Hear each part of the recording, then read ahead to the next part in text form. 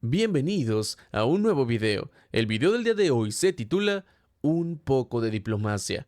El embajador Daniel Thorne odiaba profundamente los primeros contactos. No era un simple disgusto pasajero, sino más bien una aversión bien cultivada a lo largo de años de experiencia. Siempre implicaban demasiado tiempo de pie, trajes incómodos que picaban en los lugares más inoportunos y casi como una regla universal, especies con demasiados ojos para su gusto.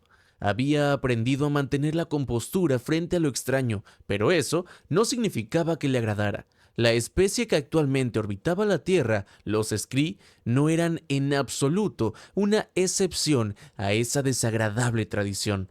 Cada uno de ellos poseía 10 ojos que se movían de manera independiente, placas quitinosas que recubrían su cuerpo con una armadura natural y una mentalidad que parecía combinar eficiencia militar con frialdad inquietante.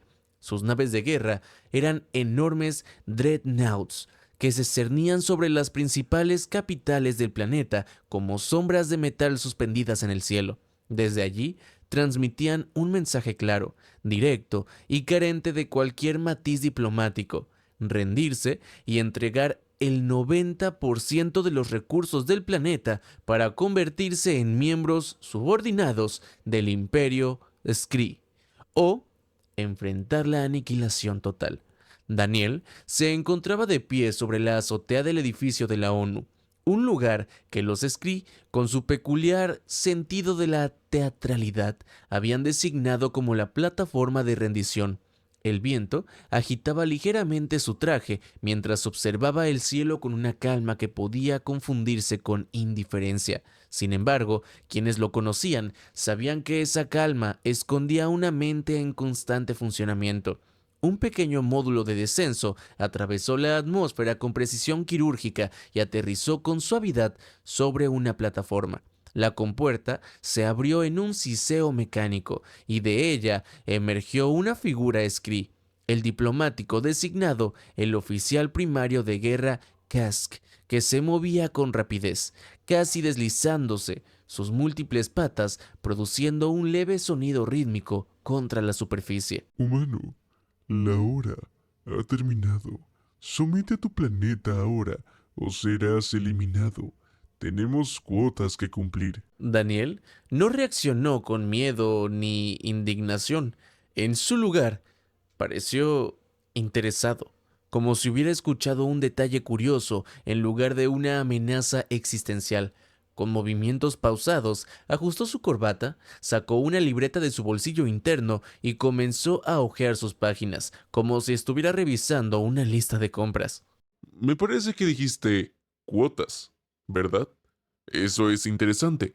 ¿A qué tipo de cuotas exactamente te refieres? Kask parpadeó varias veces, un gesto que en su especie denotaba desconcierto. No era la reacción que esperaba, sin duda. Claramente me refiero a la cuota de conquista. Debemos tomar control de 3 sistemas estelares por ciclo para mantener nuestro rango dentro de la tercera flota del Imperio Scree. Tercera flota.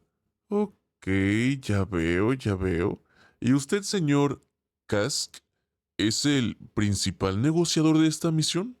Dijo mientras comenzaba a escribir con rapidez en su libreta. Su expresión era la de alguien que acababa de detectar una irregularidad en un informe. El Scree pareció recuperar parte de su orgullo ante la pregunta. Enderezó su postura, inflando ligeramente sus mandíbulas en un gesto que claramente buscaba transmitir autoridad. Soy el primer oficial de guerra de este sector, el cual abarca su sistema estelar. Por lo tanto, sí. Daniel levantó la vista lentamente de su libreta, observándolo con una mezcla de curiosidad y algo más difícil de identificar, algo que empezaba a parecerse peligrosamente a la diversión. Fascinante. Porque según mi información, el Dreadnought ZZ Crytek Null, el mismo que está cómodamente estacionado sobre Londres en este momento, pertenece a la cuarta flota, y si no me equivoco, su oficial primario de guerra es un tal Silos, ¿correcto? Las 10 pupilas de Casca se quedaron completamente inmóviles al mismo tiempo, un fenómeno raro incluso para su especie. Por un instante pareció que el tiempo se detenía. Sus múltiples ojos dejaron de moverse, fijándose en Daniel con una mezcla de incredulidad y alarma creciente. Silos, oficial de guerra Silos, la cuarta flota. No, esto es territorio de la tercera flota. De inmediato, sacó lo que para un humano podría parecer una especie de dispositivo de comunicación, aunque más orgánico y segmentado, adaptado a su anatomía. Sus dedos, en forma de garra, comenzaron a golpear la superficie con rapidez, produciendo un sonido seco y rítmico mientras accedía a sus registros. Cada movimiento reflejaba una tensión creciente. Mis cartas estelares indican claramente que... Empezó a decir, pero se detuvo abruptamente. Un leve crujido recorrió su esqueleto, como si las placas quitinosas se tensaran bajo presión. Sus brazos inferiores empezaron a temblar de manera casi imperceptible, señal de que algo no encajaba. La seguridad que había mostrado al llegar comenzaba a resquebrajarse. Daniel, notando el cambio, dio un pequeño paso hacia adelante, adoptando una expresión de preocupación cuidadosamente medida. Verás, como especie relativamente nueva en la burocracia galáctica, nos preocupa mucho cometer errores de procedimiento. Ya sabes, malentendidos, conflictos administrativos, ese tipo de cosas. Sería terrible rendirnos a la flota equivocada. Imagínese la situación. Entregamos nuestros recursos, firmamos los acuerdos y luego aparece la cuarta flota reclamando que este sistema solar siempre fue suyo. No, no, no, no. No podemos permitir eso. Nos veríamos bastante ridículos. Y siendo honesto, señor Casca, usted también. Además, ¿qué pensaría el Imperio Skrull de algo así? La tercera flota apropiándose de territorios ajenos. Eso suena peligrosamente cercano a traición, ¿no lo cree? Robar planetas de otras flotas no debe ser precisamente bien visto. Claro, yo no soy nadie para juzgar, pero desde mi perspectiva parece que Silos está a punto de quedarse con el crédito de su territorio. Si yo estuviera en su lugar, no toleraría esa falta de respeto. Probablemente ya le habría dado una buena lección, pero bueno, ese soy yo. Casca alternó su mirada entre el dispositivo en sus manos y el cielo, donde las enormes siluetas de las naves se recortaban contra la atmósfera. Sus mandíbulas principales temblaban ahora, atrapadas entre una furia creciente y un miedo palpable. Para un Skrull, perder su cuota de conquista no era simplemente un fracaso, era una deshonra absoluta, algo peor que incluso la muerte. Silos, ese maldito carroñero comedor de limo. De repente, golpeó su traductor de pecho, cambiando la frecuencia. Su postura se volvió rígida, autoritaria, como si estuviera a punto de entrar en combate. Atención, tercera flota. Habla el oficial primario de guerra Casca. Escaneen inmediatamente la ciudad humana conocida como Londres. Confirmen si el Dreadnought ZZ Crit Tech Null se encuentra en ese espacio aéreo. Durante unos segundos, solo se escuchó el leve zumbido del dispositivo, hasta que una voz apresurada, llena de clics nerviosos, respondió desde el otro lado de la frecuencia. Confirmado, señor Casca. Nuestros sensores habían detectado previamente una firma anómala, pero la descartamos como un error o una señal fantasma. Tras una revisión más detallada, se trata sin duda de una nave de la cuarta flota. El silencio que siguió fue pesado. A unos pasos de distancia, completamente ajeno del caos que acababa de sembrar, Daniel desenroscó tranquilamente la tapa de un termo que había traído con él. Sirvió un poco de café y dio un sorbo con total calma, como si estuviera presenciando una reunión aburrida en lugar de un inicio de conflicto interestelar. Mientras tanto, las mandíbulas de Casca se abrieron en un gesto de pura ira. Ese malnacido, ¿cómo se atreve? Ese miserable de baja casta cree que puede robarme planetas y salir completamente impune. Sus garras se cerraron con fuerza alrededor del dispositivo, y por un instante quedó claro que para Casca la amenaza contra la Tierra había dejado de ser la prioridad y ahora la guerra era algo personal. Casca no dudó ni un segundo más. Con movimientos bruscos cambió la frecuencia de su comunicador, sus garras temblando no de miedo, sino de una furia apenas contenida, y cuando habló, su voz ya no tenía rastro de formalidad diplomática, era la de un comandante ofendido dispuesto a iniciar una guerra. Esto es una violación de grado A del Código 404, adquisición no autorizada de activos. Si tu Dreadnought quiere estar en nuestra línea de visión, asegurémonos de que sea el primero que destruyamos. Durante un breve instante hubo silencio y luego llegó la respuesta. La voz de Silos irrumpió en la frecuencia con una calma insultante, seguida de una risa baja cargada de desprecio. ¿Tercera flota? ¿Te refieres a la flota de descuento? He escuchado que sus cifras de conquistas son tan lamentables que ya estaban contando rocas lunares como especies conscientes. La Tierra no es como los planetas insignificantes que has tomado antes, Casca. Es demasiado valiosa para dejarla en manos de una flota que ni siquiera puede controlar a esos orcos primitivos del sector 7. Ya sabes, los que pelean con piedras. Soy un oficial primario de guerra. Tú eres un maldito ladrón, un malversador.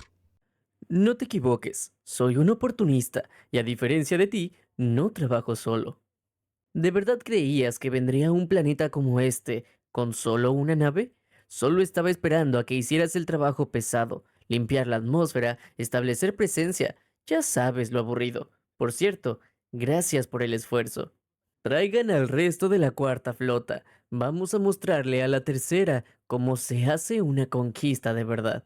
Lo que ocurrió después fue inmediato y aterrador. Miles de puntos de luz blanca aparecieron de repente en el horizonte, como si las estrellas hubieran decidido descender sobre la Tierra. En realidad, eran naves, el resto de la cuarta flota, que había permanecido oculta justo fuera del alcance de los sensores del sistema solar, saltando directamente al interior del espacio ocupado por la tercera flota. La precisión de la maniobra era asombrosa y brutal. Las nuevas naves emergieron en los huecos exactos entre las Dreadnoughts ya presentes, formando una red cerrada de acero y energía. La proximidad era tan extrema que las ondas de choque sacudieron la atmósfera, haciendo vibrar ventanas y estructuras en todos los continentes del planeta. En el cielo, lo que antes parecía una formación unificada comenzó a fragmentarse. La tensión entre ambas flotas era casi visible, como si el espacio mismo estuviera a punto de romperse. Entonces, el ZZ Crytek Null, suspendido sobre Londres, disparó, y un rayo de energía pura atravesó el cielo y golpeó directamente los escudos de la nave insignia de Casca, posicionada sobre el edificio de la ONU. El impacto no logró penetrar las defensas, pero eso no era lo importante. Era un mensaje, un desafío directo, una bofetada simbólica, y Casca la sintió como tal. Atención a la tercera flota. Fijen como objetivo cada nave de la cuarta flota y reduzcan a escombros. El cielo sobre la tierra empezó a temblar. A pocos metros de distancia, Daniel observaba la escena con una expresión que combinaba cansancio y una leve desaprobación, como si estuviera viendo una discusión particularmente absurda. Ay, por favor, esto es muy irregular. A su lado, Casca gritaba órdenes sin parar, su voz entrecortada por la urgencia mientras intentaba coordinar a su flota en medio del caos que acababa de desatarse. Y entonces comenzó la batalla. Naves construidas bajo los mismos estandartes, equipadas con las mismas armas devastadoras, se volvieron unas contra otras sin siquiera dudarlo. Los disparos de plasma iluminaron el cielo, pero no se dirigían hacia la Tierra, sino hacia otras naves Scree. Rayos de energía atravesaban el espacio, escudos colapsaban bajo impactos continuos y gigantescos dreadnoughts colisionaban entre sí en explosiones que parecían pequeños soles. Restos incandescentes comenzaron a caer hacia la atmósfera, fragmentos de metal alienígena envuelto en fuego al entrar en el contacto con el aire.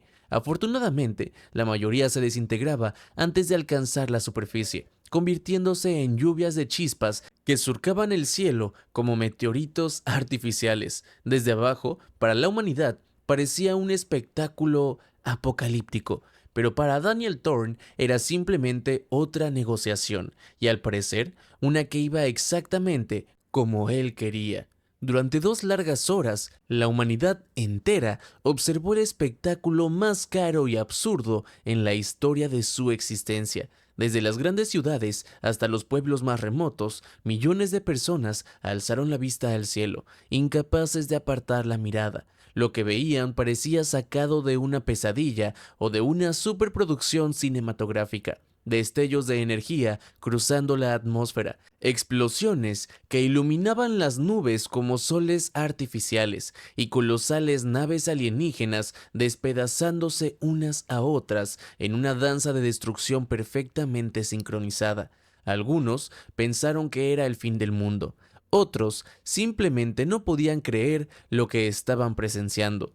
Para los más cínicos, era en efecto el espectáculo de fuegos artificiales más espectacular que jamás hayan visto. Arriba en la azotea del edificio de la ONU, el caos seguía su curso, pero Casca ya no estaba prestando ninguna atención a la batalla en sí. Su mundo se había reducido a una sola idea obsesiva: el insulto, la traición y la humillación. Seguía gritando sin parar a través de su comunicador, sus palabras convertidas en una mezcla de incoherentes órdenes, amenazas y acusaciones. Ni siquiera notó cuando una de las naves de su propia flota, gravemente dañada, comenzó a desintegrarse en órbita.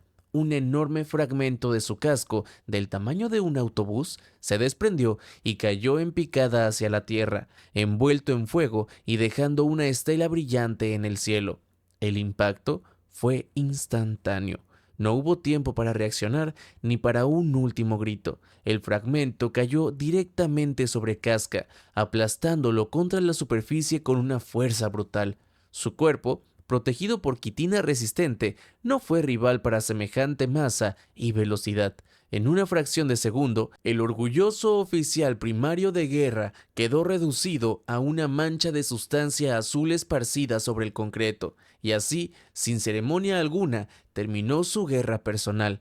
Poco a poco, el estruendo en el cielo comenzó a desvanecerse. Las explosiones se hicieron menos frecuentes, los destellos de energía empezaron a cesar, y el silencio, un silencio pesado, casi irreal, volvió a imponerse sobre el planeta. Donde antes había miles de naves, ahora solo quedaban restos flotantes y fragmentos incandescentes que se desintegraban en la atmósfera. De toda la fuerza invasora, solo 3 naves sobrevivieron. 3 dreadnoughts gravemente dañados, cubiertos de cicatrices, con secciones enteras humeando y sistemas claramente al borde del colapso. Apenas podían mantenerse en el aire, sin energía suficiente para continuar el combate o escapar del planeta. Iniciaron un lento y torpe descenso hacia la superficie terrestre. Era, en todos los sentidos, el final. Daniel, que había permanecido sorprendentemente tranquilo durante todo el evento, cerró finalmente su libreta con un gesto suave, colocó la tapa a su pluma, guardándola con cuidado, y tomó su termo de café como si acabara de terminar una reunión particularmente larga. Se sacudió el polvo del traje con una calma metódica y se giró hacia el equipo de seguridad de la ONU que lo acompañaba. Los soldados permanecían inmóviles, con los ojos abiertos de par en par y la boca ligeramente entreabierta, aún intentando procesar lo que acababan de presenciar. Daniel miró su reloj, comprobando la hora con precisión. Bien, creo que el plazo de rendición ha expirado oficialmente. Mayor, movilice a los equipos de recuperación. Quiero cada motor intacto, cada generador de escudo y cada sistema de armas que podamos rescatar de esas naves. Si logramos ingeniería inversa con esa tecnología, la próxima invasión debería de ser considerablemente más corta. Ah, y por favor, raspen lo que quede del señor Casca y pónganlo en un contenedor y entiérrenlo en el ala de invasores del cementerio conmemorativo. Será una excelente atracción turística cuando empecemos a cobrar por entradas. Mientras el mundo entero intentaba comprender lo que había ocurrido, Daniel Thorne ya estaba pensando en el siguiente paso. Después de todo, para él, esto nunca fue una batalla, solo fue un poco de diplomacia. Si te gustó el video, me ayudarías demasiado compartiéndolo, comentándolo y reaccionando a él. Además, si aún no estás suscrito, suscribiéndote y activando la campanita. Y si está dentro de tus posibilidades, volverte un miembro del canal. Haciendo esto, me ayudas a llegar a muchas más personas y a poder seguir realizando este hobby que tanto nos gusta. Sin nada más que decir, vamos con los agradecimientos a todos los renacuajos. Muchísimas gracias a todos los renacuajos. Créanme que sin ustedes no seguiría trayendo contenido. Me motivan y apoyan para seguir creando videos y trayéndolos por lo menos una vez a la semana. De verdad, muchas gracias, especialmente a los que llevan ya más de un año acompañándome en este viaje. Sin nada más que decir, nos vemos en el próximo video.